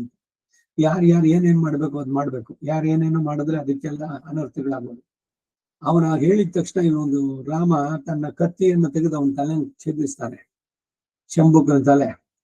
ಆವಾಗ ಏನು ಅಂದ್ರೆ ಸತ್ತಿದ್ದು ಕುಮಾರ ಬದುಕಿ ಬರ್ತಾನೆ. ನೀವು ಇವನ್ ಕಥೆಯನ್ನು ಕೇಳಿದ್ದೀರಿ, ಯಾರೋ ಕೃಷ್ಣಾವತಾರದಲ್ಲಿ ಗುರು ಪುತ್ರನನ್ನ ಕರ್ಕೊಂಡು ವಾಪಸ್ ಬಂದಿದ್ದು. ಯಮಲೋಕಕ್ಕೆ ಹೋಗ್ತಾನೆ ಕೃಷ್ಣ, ಸಂಯಮನೀಪುರ ದಕ್ಷಿಣ ದಿಕ್ಕಿನಲ್ಲಿ. ಯಮ ಓಡ್ ಬರ್ತಾನೆ, ಭಗವಾನ್ ನನಗೇನು ಆಜ್ಞೆ, ಏನಾಗ್ಬೇಕು ಅಂತ. ಏನಿಲ್ಲ, ನಮ್ಮ ಗುರುಪುತ್ರನ ಕಳಿಸು. ಗುರುಪುತ್ರನೇ, ಅವನ ಆಯಸ್ ಮುಗಿದಿತ್ತು, ಅದಕ್ಕೆ ಕರ್ಕೊಂಡ್ಬಂದೆ. ನೀನೇ ಮಾಡಿದ್ದು ನಿಯಮ, ಯಾರ್ಯಾರು ಆಯಸ್ ಮುಗಿದಿದ್ಯೋ ಅವರನ್ನು ಕರ್ಕೊಂಬಂದ. So I am doing my duty ಅಂತ. ಇದು ಕೃಷ್ಣ ಹೇಳ್ತಾನೆ, ಕರೆಕ್ಟ್, ನೀ ಮಾಡ್ತಾ ಇರೋದು ಸರಿ, ತಪ್ಪಲ್ಲ, ನೀ ಮಾಡಿದ್ದು ಸರಿ. ಗುರುಪುತ್ರನ ಆಯಸ್ ಮುಗಿದಿತ್ತು, ಕರ್ಕೊಂಡ್ಬಂದಿದ್ದೆ, ಈಗ ನಾನೇ ಹೇಳ್ತಾ ಇದ್ದೀನಿ ವಾಪಸ್ ಕಳಿಸು ಅಂತ. ಸೊ ಯಮಲೋಕಕ್ಕೆ ಹೋದಂತ ಗುರುವಿನ ಪುತ್ರನ ಇದನ್ನ ವಾಪಸ್ಸು ಕರ್ಕೊಂಡು ಬಂದ ಅಲ್ಲಿ. ಹಾಗೆ ರಾಮಾಯಣದಲ್ಲಿ ಈ ವೃತ್ತಾಂತದಲ್ಲಿ ಆ ಬ್ರಾಹ್ಮಣ ಮಗನನ್ನ ಬದುಕಿಸಿದವನು ಶಂಭೂಕನನ್ನ ಕೊಂದು ರಾವಣ ವಧೆ ಮಾಡಿದ ಮೇಲೆ ಸೇನೆಯ ಶೋಧನೆ ಮಾಡುವ ಸಮಯದಲ್ಲಿ ತನ್ನ ಪರಿವಾರದಲ್ಲಿ ಕೆಲವರನ್ನು ಕಾಣದೆ ಹೋದಾಗ ಇಂದ್ರನನ್ನು ಬರಮಾಡಿ ವರವನ್ನು ಕೇಳುವ ವ್ಯಾಜದಿಂದ ಅವನನ್ನ ಮುಂದಿಟ್ಟು ಆ ಪರಿವಾರದವರನ್ನು ಬದುಕಿಸಿ ಸೇರಿಸಿಕೊಂಡು ಹೋದಂತ ಚಕ್ರವರ್ತಿ ದಿವ್ಯಕುಮಾರ, ಚಕ್ರವರ್ತಿ ತಿರುಮಗನ್ ಅಂತ ರಾಮನ ಹೆಸರು. ಆದರ್ಶ ಪುರುಷ, ಮರ್ಯಾದಾ ಪುರುಷೋತ್ತಮ. ಆದರ್ಶ ಅಂದ್ರೆ ಏನು? ನಮ್ಮ ಬಾಳಿಗೆ ಯಾರನ್ನಾರು ನಾವು ಅನುಕರಿಸ್ಬೇಕು ಅಂದ್ರೆ ಇಂಥವ್ರು ಇಟ್ಕೋಬೇಕು. ಸಿನಿಮಾ ಥಿಯೇಟರ್ನವರು, ನಟರು, ನಟಿಯರು ಅವರಲ್ಲ ನಮಗೆ. ನಮ್ಮ ಯಂಗರ್ ಜನರೇಷನ್ ರಾಜ್ಕುಮಾರ್ ಅಥವಾ ಇನ್ಯಾರೋ ಶಾರುಖ್ ಖಾನೋ ಇನ್ಯಾವನೋ ಒಬ್ಬ ಇವ್ರ ಮನಸ್ಸಿಗೆ ಬಂದಿದ್ದು. ಅವನ ಡಿಫ್ರೆಂಟ್ ಪೋಸಸ್ ಯಾವ ಸಿನಿಮಾದಲ್ಲಿ ಮಾಡಿದ್ದಾನೆ, ರಸ್ತೆ ರೂಮಿನ ತುಂಬಾ ಬರೀ ಚಿತ್ರಪಟಗಳು. ಏನು ಅಂತಂದ್ರೆ, ಅಯ್ಯೋ ಅವನು ಏನು ಸಾಧಿಸಿದ್ದಾನೆ, ಸಿನಿಮಾ 108, 200, 1000 ಮಾಡಿದ್ದಾನೆ, ನೀವು ಅವನಂತ ಆಗ್ಬೇಕು ಅಂತಾನ? ಈಗ ಯಾರೋ ಒಬ್ಬರದನ್ನ ಇಟ್ಕೊಳ್ಳೋದಾದ್ರೆ ಮಾಡೆಲ್ ಆಗಿ ಅವರನ್ನು ನಾವು ಅನುಕರಿಸೋದಕ್ಕೆ ಯಾರನ್ನ ಇಟ್ಕೋಬೇಕು ಮಾಡೆಲ್ ಆಗಿ? ಆದರ್ಶ ಪುರುಷ. ಅದಕ್ಕೆ ಇವನು ಆದರ್ಶ, ಬಾಳಿಗೆ ಆದರ್ಶ ಅಂದ್ರೆ ಮರ್ತ್ಯಾವತಾರಸ್ತು ಯಮರ್ತ್ಯ ಶಿಕ್ಷಣ. ರಾಮನನ್ನ ಆದರ್ಶಮಯನನ್ನಾಗಿ ಇಟ್ಕೊಳ್ಬೇಕು. ಅವನು ನಮ್ಮಂತೆ ಸಮಸ್ಯೆಗಳನ್ನ ಬಾಳಿನಲ್ಲಿ ಎದುರಿಸಿದಾಗ ಹೇಗೆ ಅವನು ಪರಿಹಾರ ಮಾಡ್ಕೊಂಡ, ಅದನ್ನ ನಾವು ಕಾಪಿ ಮಾಡಿದ್ರೆ ರಾಮನನ್ನ ನಾವೊಂದ್ ದಿವಸ ರಾಮನಾಗ್ಬಹುದು, ಆ ಮಟ್ಟಿಗೆ ಇರ್ಬೋದು ಅಂತ. ರೈಟಾನಂದ ಶ್ರೀನಿವಾಸ ಶಾಸ್ತ್ರಿ ಅಂತಿದ್ರು, ಅವರು ಬರೆದ ಲೆಕ್ಚರ್ಸ್ ಆನ್ ರಾಮಾಯಣ, ಮೈಲಾಪುರದಲ್ಲಿ ನಡೆದ 30 ಉಪನ್ಯಾಸಗಳು. ಅದ್ರಲ್ಲಿ ಹೇಳ್ತಾರೆ ಅವರಿಗೆ, ಸುಮ್ನೆ ರಾಮ ರಾಮಾಯಣ ಕೇಳಿದೆ ಕೆಣ್ಣೆ ತಟ್ಕೊಂಡೆ ನಾವು ಪುಣ್ಯ ಬಂತು ಅಂತ ಅನ್ನೋದಲ್ಲ. ರಾಮನ ಒಂದೊಂದು ಜೀವನದಲ್ಲಿ ಒಂದೊಂದು ಘಟನೆಯಲ್ಲೂ ಅವನ ಸಮಸ್ಯೆಗಳು ಎದುರಾದಾಗ ಹೇಗೆ ಅವನು ಎದುರಿಸಿದ ಅದನ್ನ ನೋಡಿ ನೀವು ಅವನನ್ನ ಅನುಕರಿಸಿ ನಿಮ್ಮ ಬಾಳು ಕೂಡ ಆದರ್ಶಮಯವಾಗತ್ತೆ ಅಂತ. ಅದಕ್ಕಾಗಿ ಇವನು ಚಕ್ರವರ್ತಿ ತಿರುಮಗ, ಚಕ್ರವರ್ತಿಯ ದಿವ್ಯ ಕುಮಾರ. ಒಬ್ಬ ಋಷಿ ಪುತ್ರನಿಗೆ ಅಕಾಲ ಮೃತ್ಯು ಬರಲು ಬಾಣದಿಂದ ಅವನ ಪ್ರಾಣವನ್ನ ಹಿಂದಕ್ಕೆ ತರಿಸಿಕೊಟ್ಟಿದ್ದು ದಶರಥನ್ ಮಹಾನ್ ಎಂದು ಹೇಳದೆ ದಶರಥರ್ಕ್ ಮಹಾನ್ ತನ್ನೈ ತಯರದನ್ ದಶರಥನ್ ಎಂದದ್ದು. ಯಾಕೆಂದ್ರೆ ಒಂದು ಕಾಲದಲ್ಲಿ ತಾಂಬೂಲದ ಅಮಲಿನಿಂದ ರಾಜ್ಯವನ್ನು ಕೊಟ್ಟೆನು ಅಂತ ಹೇಳಲು ನಂತರ ಸ್ತ್ರೀ ಪರತಂತ್ರನಾಗಿ ರಾಜ್ಯವನ್ನು ಕೊಡಲಿಲ್ಲ, ನೀನು ಕಾಡಿಗೆ ಹೋಗು ಎನ್ನಲು ಹೀಗೆ ಹೇಳ್ಬೋದಾದಂತೆ. ದಶರಥನ ಬಹಳ ಲಘುವಾಗಿ ಹೇಳ್ತಾ ಇದ್ದಾರೆ. ತಾಂಬೂಲದ ಅಮಲಿನಿಂದ ರಾಜ್ಯವನ್ನು ಕೊಟ್ಟೆ. ದಶರಥನ್ ಗೊತ್ತಿರ್ಲಿಲ್ವಾ ಭರತ ಹೋಗಿದ್ದಾನೆ ಅವನ ಮಾವನ ಮನೆಗೆ. ರಾಮನಿಗೆ ಪಟ್ಟಾಭಿಷೇಕ ಆಗ್ಬೇಕು, ಅದು ನಿಧಾನ ಆಗೋದು ಬೇಡ, ವಸಿಷ್ಠನ್ ಕರೆದು ಇಮಿಡಿಯೇಟ್ ಆಗಿ ಅವನ್ನ ಕೊಟ್ಬೇಡ ಅಂತ. ಅದಕ್ಕೆ ಮೊದಲು ಕೇಳ್ದ ಜನರನ್ನೆಲ್ಲ ಸೇರಿಸ್ಬಿಟ್ಟು, ಏನು ನನಗೆ 60,000 ವರ್ಷ ನಿಮ್ಮನ್ನ ನಾನು ರಾಜ್ಯಭಾರ ನಡೆಸಿದ್ದಾಯ್ತು, ನಿಮ್ಮನ್ನೆಲ್ಲ ನಾನು ಚೆನ್ನಾಗಿ ನೋಡ್ಕೊಂಡೆ ಸಾಕಷ್ಟು ಮಟ್ಟಿಗೆ, ಈಗ ನನಗೆ ವಾರ್ಧಕ್ಯ, ಅದರಿಂದ ಈಗ ರಾಮ ಯುವರಾಜ ಪದವಿಯನ್ನ ಪಡೆಯಬಹುದು, ಅದಕ್ಕಾಗಿ ಅವನಿಗೆ ಪಟ್ಟ ಕಟ್ಟೋಣ, ಯುವರಾಜ ಪಟ್ಟಾಭಿಷೇಕ ಮಾಡೋಣ ಅಂತಿದ್ದೇನೆ, ನಿಮ್ ಸಲಹೆ ಏನು ಅಂತಂದ್ರೆ ಎಲ್ಲರೂ ಒಳ್ಕೊರಲಿನಿಂದ ಒಂದೇ ಸಲಿ ಇಚ್ಛಾಮೋಹಿ ಮಹಾವಾಹಂ ಲಘುವೀರಂ ಗಜೇಂದ್ರ ಮಹತಾಯಾಂದಂ ರಾಮಂ ಛತ್ರಾಮೃತಾನನಂ. ಅಯ್ಯೋ ದಶರಥ ತುಂಬಾ ಒಳ್ಳೆಯದು, ನಮಗಂತೂ ಬಹಳ ಸಂತೋಷವಾಗಿದೆ. ಯಾವಾಗ ನಾವು ರಾಮ ಬಿಳಿ ಆನೆ ಮೇಲೆ ಕೂತ್ಕೊಂಡು ಶ್ವೇತ ಛತ್ರ ಅದ್ರ ಕೆಳಗೆ ಅವನು ಬರುವುದನ್ನು ನಾವು ಅಯೋಧ್ಯೆ ನಗರದ ಮೈನ್ ರೋಡ್ಗಳಲ್ಲಿ ರಸ್ತೆನಲ್ಲಿ ಬರೋದನ್ನ ನಾವು ಯಾವಾಗ ಕಾಣ್ತೀವೋ ಅಂತ ನಾವು ಬಹಳ ತಬಕದಿಂದ ಇದ್ದೇವೆ ಅಂತ ಎಲ್ರು ಒಕ್ಕೊರಲಿನಿಂದ ಹೇಳಿದ್ರು. ಆಮೇಲೆ ಏನು ದಶರಥ ಕೇಳಿದ, ತುಂಬಾ ಸಂತೋಷ ನಿಮಗೆಲ್ಲ ರಾಮನು ಅಷ್ಟೊಂದು ಮನಸ್ಸಿಗೆ ಹಿಡಿಸಿದ್ದಾನೆ ಅಂದ್ರೆ, ಆದ್ರೆ ನಿಮ್ಮ ಈ ಅರ್ಜೆಂಟ್ ನೋಡಿದ್ರೆ, ಈ ಅತಿ ಉತ್ಸಾಹ ಕೇಳಿದ್ರೆ ಸದ್ಯ ಈ ಮುದುಕ ಹೋದ್ರು ಸಾಕಲ್ಲ, ನನ್ನಿಂದ ಏನಾದ್ರು ತೊಂದರೆ ಆಗಿದೆಯಾ ಅಂತ ಕೇಳ್ತಾನೆ. ಅಯೋಧ್ಯೆ ಜನ ಹೇಳ್ತಾರೆ, ಛೆ ನೀನು ನಮ್ಮಗಳನ್ನೆಲ್ಲ ನಿನ್ನ ಮಕ್ಕಳಂತೇನೆ ಕಾಪಾಡಿದ್ದೆ, ಆದರೆ ನಮಗೆ ರಾಮನನ್ನ ಇಚ್ಛಾಮೋಹಿ ರಘುವೀರ ಮಹಾಬಲಂ ಗಜೇನ ಛತ್ರ ಇದರಲ್ಲಿ ಶ್ವೇತ ಛತ್ರದ ಅಡಿಯಲ್ಲಿ ಆನೆ ಮೇಲೆ ಅವನು ಬರೋದನ್ನು ನಾವು ಕಾಣುವ ಕ್ಷಣ ಯಾವಾಗ ಅಂತ ಕಾಯ್ತಾ ಇದ್ದೇವೆ ಅಂತ ಅಂದ್ಬಿಟ್ಟು ಅಲ್ಲಿ ಸಮಾಧಾನ ಹೇಳುವಂತ. ಹೀಗೆ ಒಂದು ರಾಜ್ಯಭಾರ ಮಾಡ್ತೀನಿ ಅಂತ ಹೇಳ್ಬಿಟ್ಟು ಆಮೇಲೆ ಕಾಡು ಹೋಗು ಕೈಕೇಯಿಗೆ ಬಂದು ಈ ಸುದ್ದಿ ಕೇಳಿದಾಗ ಕೈಕೇಯಿ ಆಕ್ಚುಲಿ ಏನ್ ಮಾಡೋದು ಗೊತ್ತಾ, ರಾಮಾಯಣ ನೀವು ಚೆನ್ನಾಗಿ ನೋಡ್ಬೇಕು, ಎಳೆಯಾಗಿ ಬಿಡಿಸಿ. ಮಂಥರೆ ಬಂದು ಸಂದೇಶ ಕೊಡೋದು ಕೈಕೇಯಿ ಏನ್ ಗೊತ್ತಾ, ಊರೆಲ್ಲ ಏನು ಎಷ್ಟು ನಗು ಮುಗ್ತಾ ಇದೆ, ಎಲ್ರಿಗೂ ಆನಂದವೋ ಆನಂದ, ರಸ್ತೆ ಇದನ್ನೆಲ್ಲ ತಳಿರು ತೋರಣಗಳಿಂದ ಅಲಂಕರಿಸಿ ಎಲ್ಲ ಮಾಡ್ತಾ ಇದ್ದಾರೆ. ಏನ್ ಸಮಾಚಾರ ಏನು ಅಂತ ಸಿದ್ಧಿ ಅಂತ. ರಾಮನಿಗೆ ಯುವರಾಜ ಪಟ್ಟಾಭಿಷೇಕ ಅಂತ ಅವಳು ಕತ್ನಲ್ಲಿ ಇದ್ದುದು ಅತ್ಯಮೂಲ್ಯವಾದಂತಹ ಹಾರ, ಅದನ್ನ ತೆಗೆದು ಮಂತರೆ ಕೊಟ್ಲು, ಅದು ತೆಗೆದು ಅವಳು ಬಿಸಾಕದ್ಲು. ನೀನು ತಲೆ ಕೆಟ್ಟಿದ್ಯಾ, ರಾಮ ಇವಾಗ ರಾಜ್ಯ ಭಾರ, ನಾಳೆ ದಿವಸ ಬೆಳಗ್ಗೆ ಅವನ್ ಆಗ್ಬಿಟ್ರೆ ರಾಜನಾಗಿ ಮುಂದಕ್ಕೇನು ರಾಮ ರಾಜನಾಗ್ತಾನೆ, ನೀನ್ ತಮ್ಮಂತರು ಎಲ್ಲ ಅವ್ನಿಗೆ ಅಸಿಸ್ಟೆಂಟ್ ಆಗಿರ್ಬೇಕಷ್ಟೆ. ಆಮೇಲೆ ಹೋಗ್ಲಿ ಇವಂದಾಯ್ತು. ಆಮೇಲೆ ಅಂತಂದ್ರೆ ರಾಮನಾದ್ಮೇಲೆ ರಾಮನ ಹುಟ್ಟು ಮಕ್ಕಳಿಗೆ ಮೊದ್ಲೇ ಯಾರು ಜ್ಯೇಷ್ಠನೋ ಅವನಿಗೆ ವಂಶ ಪಾರಂಪರ್ಯವಾಗಿ ಯಾರು ದೊಡ್ಡವನೋ ಅವನು ಹೋಗುತ್ತೆ ರಾಜ್ಯ. ನಿನ್ಗೆ ತಲೆ ಕೆಟ್ಟಿದೆ ಅಂತ ಅವಳ ತಲೆಯನ್ನು ತಿರುಗಿಸಿ, ನೀ ಹೋಗು ಈಗ್ಲೇ, ನೀ ಹಿಂದೆ ಕೇಳಿದ್ಯಲ್ಲ 2 ವರ ಕೊಡೋದಿದ್ಯಲ್ಲ ಬ್ಯಾಲೆನ್ಸ್ ಇಟ್ಕೊಂಡಿರೋದು ಜ್ಞಾಪಿಸ್ತಾಳೆ ಅವಳೇನೆ. ದಶರಥನ್ ಕೇಳು, ಎರಡು ವರಗಳು. ಒಂದು ರಾಮ ಕಾಡಿಗೆ ಹೋಗ್ಲಿ 14 ವರ್ಷ, ಇನ್ನೊಂದು ಭರತನಿಗೆ ಇವಾಗೆಲ್ಲ ಸಿದ್ಧತೆ ಆಗಿದೆ, ಅದ್ರಲ್ಲೇ ಪಟ್ಟಾಭಿಷೇಕ ಆಗ್ಬೇಕು. ರಾಮ ಕಾಡಿಗೆ ಯಾಕೆ ಹೋಗ್ಬೇಕು? ಯಾಕೆಂದ್ರೆ ರಾಮನ ಮನಸ್ಸು ಎಲ್ಲರ ಮನಸ್ಸನ್ನು ಗೆದ್ಬಿಟ್ಟಿದ್ದಾನೆ. ಅವನು ಇಲ್ಲಿದ್ರೆ ಭರತನಿಗೆ ಏನು ಮಾಡ್ಲಿಕ್ಕೆ ಆಗೋಲ್ಲ. ನಿಶ್ಚಿಂತೆಯಿಂದ ರಾಜ್ಯಭಾರ ಭರತ ನಡೆಸ್ಬೇಕು, ಅದಕ್ಕೆ ರಾಮ ಹೋಗ್ಬೇಕು. ಹೋದ್ರೆ ಏನು 1 ವರ್ಷ ಆದ್ಮೇಲೆ ಪದ್ಮಠ ನೆನಪಿರುತ್ತೆ, 14 ವರ್ಷ ಹೋಗ್ಲಿಕ್ಕೆ ಹಾಗೆ. ಚತುರ್ದಶ ಸಂವತ್ಸರ, 14 ವರ್ಷಗಳು ಕಾಡಿನಲ್ಲಿ. ಅಷ್ಟರಲ್ಲಿ ಜನಗಳೆಲ್ಲ ಮರೀತಾರ ಅವನ್ನ. ಏನೋ ಒಂದು ಸುದ್ದಿ ಬರುತ್ತೆ, ಸೆನ್ಸೇಷನ್ ನ್ಯೂಸ್ಗಳು ಟಿವಿನಲ್ಲೋ ಮತ್ತೊಂದು. 2 ದಿವಸ ಆದ್ಮೇಲೆ ಏನಾಯ್ತದು, ಜನಗಳ ಕಣ್ಣಿಂದ ಮರೆಯಾಗೋಯ್ತು, ಹೋಯ್ತು ಅದಷ್ಟೇ.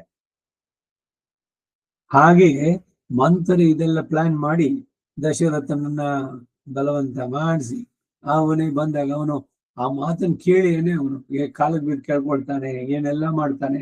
ಕೈಕೇಯಿಗೆ, ನೀನ್ ನನಗೆ ಅತ್ಯಂತ ಪ್ರೀತಿ ಪಾತ್ರಳಾದವಳು, ನೀನ್ ಹೇಳು ಏನ್ ಬೇಕಾದ್ರೂ ಮಾಡ. ಭರತನಿಗೆ ಸರಿ ಆಯ್ತು, ರಾಜ್ಯ ಬರಗೊಂಡು.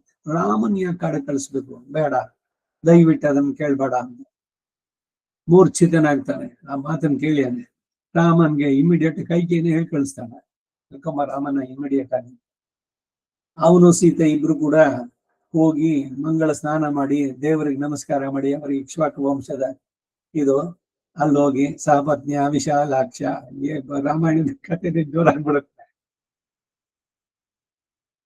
ಬರ್ತಾನೆ, ಬಂದ್ರೆ ಏನು ಅಂದ, ನನ್ ತಂದೆ 2 ವರ ಕೊಟ್ಟಿದ್ದ, ಅದ್ರಲ್ಲಿ ಏನು ಅಂದ್ರೆ ನೀನ್ ಇವಾಗ ಕಾಡು ಹೋಗ್ಬೇಕು 14 ವರ್ಷ, ಈಗ ಭರತನಿಗೆ ಪಟ್ಟಾಭಿಷೇಕ ಆಗ್ಬೇಕು, ಅದನ್ನ ಹೇಳೋಕ್ಕಾಗದೆ ದುಃಖದಿಂದ ಮೂರ್ಛೆ ಬಿದ್ದಿದ್ದಾನೆ ಅಂತ. ಕೈಕೆ ಹೇಳಿದಾಗ, ಅಯ್ಯೋ ಇದಕ್ಕೇನು ಕಷ್ಟ, ನನ್ನಲ್ಲಿ ನಮ್ಮ ಅಪ್ಪನಿಗೆ ನಂಬಿಕೆ ಇರ್ಲಿಲ್ವೇ, ಅವ್ನು ಪ್ರಾಣ ಬಿಡು ಅಂದ್ರೂ ನಾನು ಅದಕ್ಕೂ ಸಿದ್ಧವಾಗಿದ್ದೇನೆ, ಈ ಕಾಡು ಹೋಗೋದ್ರಲ್ಲಿ ಏನಂತೆ, ಸಂತೋಷ, ಭರತ ಆಗ್ಲಿ ಅಂತ ಹೇಳಿ ಅಲ್ಲಿ ಅಭಿಷೇಕಕ್ಕೆ ಇಟ್ಟಂತ ಇದಕ್ಕೆಲ್ಲ ನಮಸ್ಕಾರ ಮಾಡ್ಬಿಟ್ಟು ಬೇಕಾದಷ್ಟು ದಾನಗಳನ್ನು ಮಾಡಿ ಹೊರಟೇ ಬಿಟ್ಟ ಇದ್ರು. ಹಾಗೆ ಸ್ತ್ರೀ ಪರತಂತ್ರನಾಗಿ ಅವಳಿಗೆ ವರ ಕೊಟ್ಟು ಅದ್ರಲ್ಲಿ ಸಿಗಾಕೊಂಡು ಯಾರ್ಯಾರಿಗೋ ಏನೇನೋ ಉದ್ವೇಗದಲ್ಲಿ ಪ್ರಾಮಿಸ್ಗಳನ್ನು ಮಾಡಬಾರದು. ವಿಶ್ವಾಮಿತ್ರ ಬಂದಿದ್ದಾನೆ, ಓ ನೀವು ಬಂದಿದ್ದೀರಿ, ನನಗೆ ಬಹಳ ಆನಂದವಾಗ್ಬಿಟ್ಟಿದೆ, ರಾಮನಾಣಿಯಾಗಿ ನಿಮ್ಗೇನ್ ಬೇಕು ಹೇಳಿ ಕೊಡ್ತೀನಿ ಅಂತ. ಅವ್ರು ಕೇಳಲೇ ಇಲ್ಲ, ಇನ್ನ ರಾಮನಾಣಿಯಾಗಿ ನಾ ಕೊಡ್ತೀನಿ, ನೀವೇನ್ ಕೇಳಿದ್ರು ಅಂತ. ರಾಮನ್ನೇ ಕೊಡು ಅಂದ್ರು. ಅಯ್ಯಯ್ಯೋ, ರಾಮ ಇನ್ನು ತುಂಬಾ ಎಳೆವನು, 12 ವರ್ಷನೂ ಇಲ್ಲ. ನೀವ್ ಹೇಳೋದು ಆ ಇವನು ಯಾರು, ಮಾರೀಚ, ಸುಬಾಹು, ಇವರುಗಳೆಲ್ಲ, ಅವರೆಲ್ಲ ಯಾರು ಅನ್ನೋದು ನಂಗೆ ಚೆನ್ನಾಗಿ ಗೊತ್ತು. ನಾ ಬರ್ತೀನಿ, ನನ್ನ ಚತುರಂಗ ಸೇನೆ ತಗೊಂಡು ಬರ್ತೀನಿ, ನಿಮ್ಗೆ ಸಹಾಯ ಮಾಡ. ಬೇಡ, ನೀ ಬರೋದು ಬೇಡ, ರಾಮನ್ ಕಳಿಸು. ಅಹಂ ವೇದ್ಮಿ ಮಹಾತ್ಮಾನಂ, ರಾಮ ಯಾರು ಅನ್ನೋದು ನನಗ್ ಗೊತ್ತಿದೆ, ನೀನು ಬರೀ ನಿನ್ನ ಮಗ ಅಂತ ಕೊಡ್ತೀಯ ಅಷ್ಟೇ. ನೀನು, ನಾನಷ್ಟೇ ಅಲ್ಲ, ನಿನ್ನ ಇದರಲ್ಲಿ ಇದಾರಲ್ಲ ಇವಾಗ ಗುರು ಸ್ಥಾನದಲ್ಲಿ ವಸಿಷ್ಠರು, ಜಾಬಾಲಿ, ಇವರುಗಳಿಗೂ ಕೂಡ ಗೊತ್ತು ರಾಮ ಯಾರು ಅಂತ. ನೀನೇ ಪ್ರಾಮಿಸ್ ಮಾಡದೆ ರಾಮನಾಣಿಯಾಗಿ ಕಳಿಸ್ತೀನಿ ಅಂತ, ಕೊಡ್ತೀನಿ, ನನ್ನ ಬೈಗೇನಂತ ಕೇಳಿದ್ದೀನಿ, ಮಾತು ಉಳಿಸ್ಕೊಳ್ಳೋದಾದ್ರೆ ಮಾಡು, ಇಲ್ದಿದ್ರೆ ನಾ ಹೋಗ್ತೀನಿ. ವಸಿಷ್ಠ ಹೇಳಿದ್ರು, ದಶರಥ ರಾಮನನ್ ಕಳಿಸು ವಿಶ್ವಾಮಿತ್ರನ ಜೊತೆಗೆ ಅಂತ. ಸ್ತ್ರೀ ಪರತಂತ್ರನಾಗಿ ಕೈಕೇಯಿ ಮಾತನ್ನು ಇದ್ ಮಾಡ್ಬೇಕು ಅಂತ ರಾಜ್ಯವನ್ನು ಕೊಡ್ಲಿಲ್ಲ. ನೀನು ಕಾಡಿಗೆ ಹೋಗು ನಿನ್ನಲ್ಲೋ, ಹೀಗೆ ಹೇಳಬಹುದಾದಂತೆ ಅವನಿಗೆ ಇಷ್ಟ ವಿನಿಯೋಗಾರ್ಹನಾದ ಪುತ್ರನನ್ನ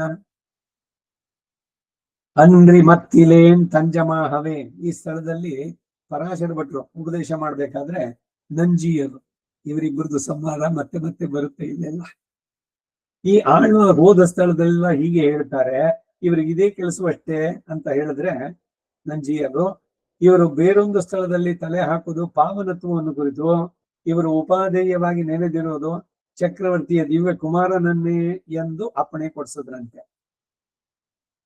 ಸಂದೇಹಗಳು ಬಂದಾಗ ಅದನ್ನೆಲ್ಲ ಈ ಕಾಲಕ್ಷೇಪದಲ್ಲಿ ಇದೇನೆ, ಏನಾದ್ರು ಸಂದೇಹಗಳು ಬಂದ್ರೆ ಅದಕ್ಕೆ ಸಮಾಧಾನ ಇಟ್ಟುಕೊಡೋದು. ಪಾವನಃ ಸರ್ವಲೋಕನ ತ್ವಮೇವ ಅಂತ ಹೇಳಿಲ್ವೋ, ಇವರನ್ನು ಅಂತ ಕೇಳಿದ್ರೆ ಅವನು ಇವರಿಗೆ ಸಮಾನನಾದ ಒಬ್ಬನಷ್ಟೇ, ಇವರ ಭೋಗ್ಯ ವಸ್ತು ಬೇರೆ ಯಾವುದೂ ಇಲ್ಲ ಎನ್ನುವಂತೆ ಅವನು ಪಾವನತ್ವಕ್ಕೂ ಇವರನ್ನು ಬಿಟ್ಟರೆ ಬೇರೆ ಇಲ್ಲ ಎಂದಿರುವ ಒಬ್ಬನಾಯಿತು ಅಂದ್ರು. ಭಟ್ಟರು ರಾಮಾವತಾರದಲ್ಲಿನ ಪಕ್ಷಪಾತದಿಂದ ಅಪ್ಪಣೆ ಕೊಡಿಸುವುದೇನು ಎಂಬುದನ್ನ ಕೇಳುವುದಕ್ಕಾಗಿ ಶಿರಿಯಾತಾನ್ ಎಂಬುವರು ಶ್ರೀರಾಮನಿಗೆ ಎಲ್ಲಾ ಪ್ರಾಶಸ್ತ್ಯಗಳು ಹೇಳಲ್ಪಟ್ಟರು. ಪಾಂಡವರುಗಳಿಗಾಗಿ ಕತ್ತಿನಲ್ಲಿ ಓಲೆಯನ್ನು ಕಟ್ಟಿ ದೂತನಾಗಿ ಹೋದ ಕೃಷ್ಣನ ಸೌಶಲ್ಯ ಇಲ್ಲವಷ್ಟೇ ಚಕ್ರವರ್ತಿ ದಿವ್ಯಕುಮಾರನಿಗೆ ಎಂದು ಹೇಳಿದ್ರು. ಶಿರಿಯಾತಾನ್ ಅಂತ ಒಬ್ಬ ಶಿಷ್ಯರು ಭಟ್ರಲ್ಲಿ.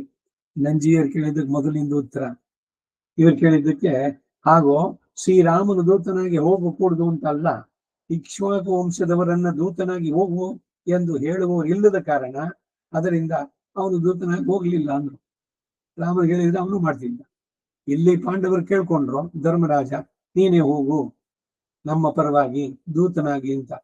ಯಾರನ್ನ ಇವರು ಚರಣದಲ್ಲಿ ನಮಿಸಿ ನಿನ್ನ ಸಹಕಾರದಿಂದಲೇ ಎಲ್ಲವೂ ಆಗಬೇಕು ಅಂತಿದ್ದು.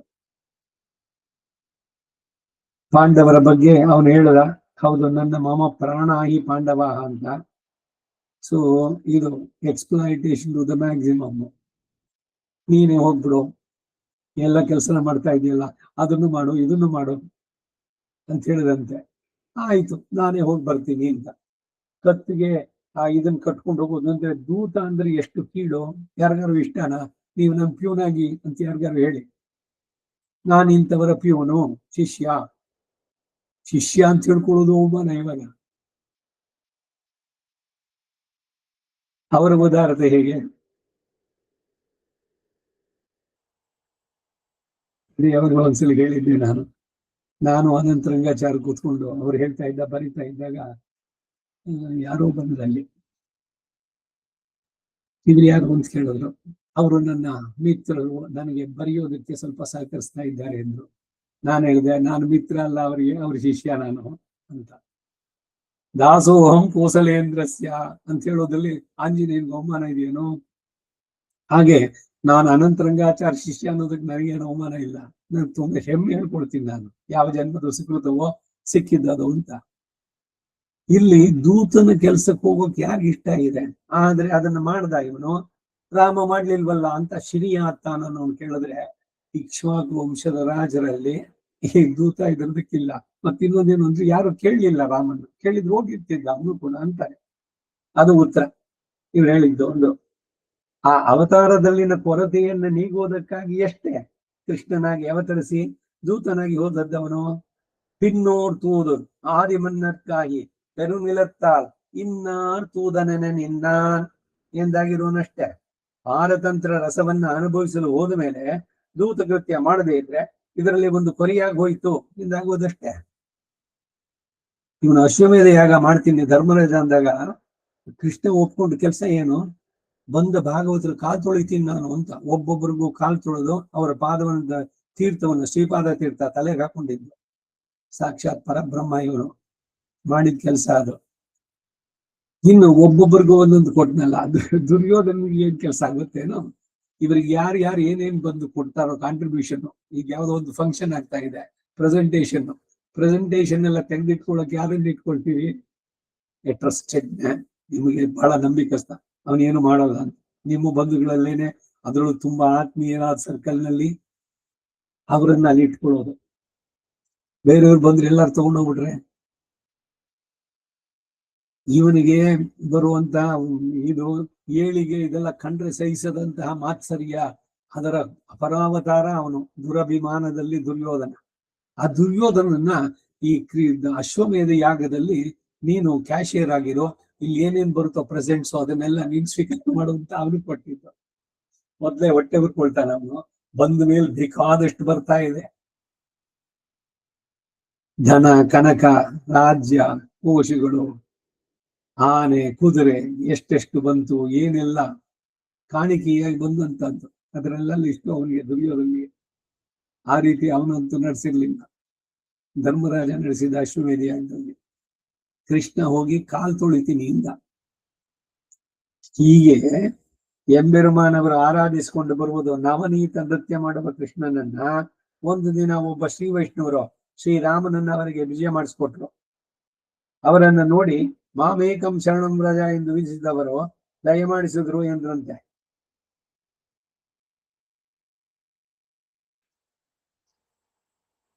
ರಾಮಾನುಜರು ಆರಾಧನೆ ಮಾಡಿದಂತ ವಿಗ್ರಹ ನವನೀತ ಕೃಷ್ಣ, ಅದನ್ನ ಶ್ರೀ ವೈಷ್ಣವರಿಗೊಬ್ಬರಿಗೆ ಕೊಟ್ಟಿದ್ದು. ಅದನ್ನು ನೋಡಿ ಇವರು ಸರ್ವಧರ್ಮಾನ್ ಪರಿತ್ಯಜ್ಯ ಮಾಮೇಕಂ ಶರಣಂ ವ್ರಜ ಅಂತ ವಿಧಿಸಿದವರು ದಯಮಾಡಿಸಿದ್ರು ನಮ್ಮನೆಗೆ ಅಂತಂದ್ರಂತ. ಅಂದ್ರೆ ಕೊಟ್ಟಿದ್ ವಿಗ್ರಹ ರಾಮ ಆದ್ರೆ ಬಂದವನು ಕೃಷ್ಣ ಅಂದ್ರಂತೆ. ನಾರಸಿಂಹ ಒಬ್ಬ ಶ್ರೀಮಾನ್ ಕೇಶವ ಪುರುಷೋತ್ತಮ. ಉಪನ್ಯಾಸ ದೊಡ್ಡದಾಗುತ್ತೆ, ಟೈಮ್ ಆಗೋಯ್ತು, ಆದ್ರೂ ಕೂಡ ಹೇಳ್ತೀನಿ. ಈ ಕೃಷ್ಣನ ಮಲಗಿಸೋಕೆ ಈ ಇವಳು ಯಶೋದೆ ಒಂದ್ ಕತೆ ಹೇಳ್ತೀನಿ. ಒಂದೂರ್ನ ಒಬ್ಬ ರಾಜ ಇದ್ದಂತೆ, ಅವನು ಇದ್ ಮಾಡದಂತೆ, ಅಂತ. ಈ ರಾಮಾಯಣ ಸುಮ್ಮನೆ ರಾಮೋ ನಾಮ ಬಭುವ, ರಾಮ ಅಂತ ಇದ್ದ ಅಯೋಧ್ಯೆಯಲ್ಲಿ. ತಸ್ಯ ಪತ್ನಿ ಸೀತಾ ಅಂದ. ಅವಳು ರಾವಣನಿಂದ ಅಪಹೃತಳಾದಳು ಅಂತಂದಾಗ ಅಂತ ಇದ್ದಿದ್ದಂತ ಕೃಷ್ಣ ಎದ್ದು ನಿಂತ್ಕೊಂಡ್ಬಿಟ್ಟು, ಸೌಮಿತ್ರಿ ಧನುಹೋ ಧನುಹೋ ಅಂತ ಕೇಳದ್ನಂತೆ. ಈ ಲೀಲಾಶುಕ ಇದನ್ನ ಅನುಭವ ಮಾಡ್ತಾನೆ. ಕೃಷ್ಣ ಯಾರು, ರಾಮ ಯಾರು? ಹಾಗೆ ಇಲ್ಲೂ ಕೂಡ ಅವರು ಅನುಸಂಧಾನ ಮಾಡಿದ್ರು ಅಂತ. ಭಗವಂತ ರಾಮನೇ ಕೃಷ್ಣ, ಕೃಷ್ಣನೇ ರಾಮ. ಹಾಗೆ ಆಭಿಮುಖ್ಯದಿಂದ ಪಡೆದುಕೊಳ್ಳಬಹುದು ಅಂತಂದ್ರೆ ಆ ಆಭಿಮುಖ್ಯವೂ ಸಹ ಪರಮ ಭಕ್ತಿಯೋಪಾದಿಯಲ್ಲಿ ದುಷ್ಕರವಾಗಿರುವುದಷ್ಟೇ. ಈ ಚೇತನನ್ನ ನೋಡಿದ್ರೆ ಇತ್ತ ಆಭಿಮುಖ್ಯಕ್ಕಿಂತ ಮೇಲಾದದ್ದು ಬೇಡ ಎಂದು ಹೇಳುವುದಲ್ವೋ, ಶರಣ್ಯನ ಸೌಲಭ್ಯವನ್ನು ಕುರಿತು ಹೇಳುವುದಾಗುವುದು. ಇವನಿಗೆ ಬೇಕಾದಷ್ಟು ಹೇಳ ಹೊರಟ್ರೆ ಮಹಾವಿಶ್ವಾಸ ಪೂರ್ವಕಂ ಎಂದು ಹೇಳಬೇಕಾಗಿರುವುದಷ್ಟೇ. ಒಂದು ನೌಕೆಯಲ್ಲಿ ವಿಶ್ವಾಸ ಹೊಂದಿ 6 ತಿಂಗಳಿಗೆ ಬೇಕಾಗುವ ಅನ್ನ ನೀರು ಇವುಗಳನ್ನು ತೆಗೆದುಕೊಂಡು ಸಾಗರದಲ್ಲಿ ಇಳಿತಾನೆ. ಅದೇ ರೀತಿಯಲ್ಲಿ ಭಗವದ್ ವಿಷಯನ್ನ ಆಶ್ರಯಿಸುವವರಿಗೆ ವಿಶ್ವಾಸವಾದರೂ ಬೇಡವೋ ಅಂತ ಹೇಳಿದ್ರಂತೆ. ಕಾಲಕ್ಷೇತ್ರದಲ್ಲಿ ಬರುವಂತ ಸಂವಾದಗಳು, ಅದು ಇದರ ಉಲ್ಲೇಖಗಳನ್ನ ಇಲ್ಲಿ ಹೇಳ್ತಾರೆ. ಈ ಒಂದೇ ಒಂದು ಪದ್ಯ ಆಗಿದೆ ಇವತ್ತು. ಈ ಜಾಗದಲ್ಲಿ ನಿಲ್ಸ್ಕೊಂಡಿರೋಣ. ನಮ್ಮಾಳ್ವಾರ್ ತಿರುವಡಿಗಳೇ ಶರಣಂ. ಕವಿತಾರ್ಕಿಕ ಸಿಂಹಾಯ ಕಲ್ಯಾಣ ಮುಳಶಾಲಿನೇ ಶ್ರೀಮತೆ ವೆಂಕಟೇಶಾಯ ವೇದಾಂತ ಗುರವೇ ನಮಃ. ಸರ್ವಂ ಶ್ರೀ ವಾಸುದೇವಾರ್ಪಣಮಸ್ತು.